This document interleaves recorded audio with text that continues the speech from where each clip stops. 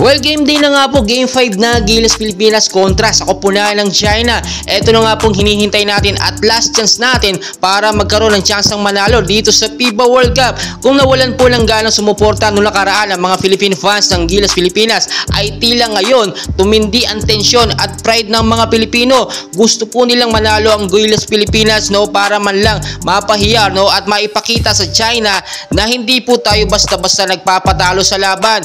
Alam nyo, tumitindi ang init, no, at ang pressure ng mga Pilipino dahil nga sa issue sa West Philippine Sea against China and Philippines. Ngayon po dapat tayong manalo, hindi lamang doon. Ang pride ng mga Pilipino ang itinataas natin dito para hindi tayo mapahiya. Main host tayo pero wala tayong maipanalo kahit isang panalo man lang sa FIBA World Cup. Marami nagsasabi medyo malabo pa sa sabaw ng pusit na manalo tayo dito sa China dahil magagaling at matatangkad ang mga player nila. Pero banibagong rotasyon po siguro ang gagawin ngayon ni Chot Reyes para mabigyan ng magandang star player, no, at highlights ang ating mga player, no.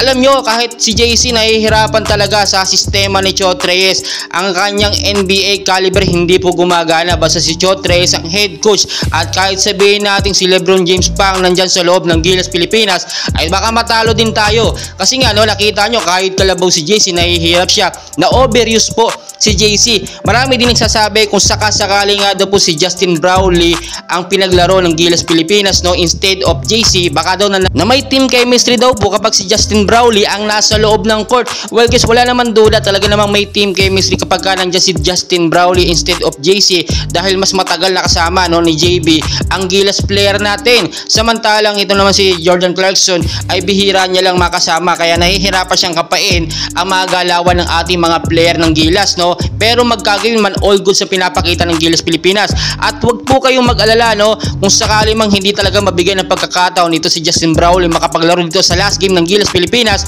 sa Asian Game, makakapaglaro po siya 100% po kasama siya sa lineup.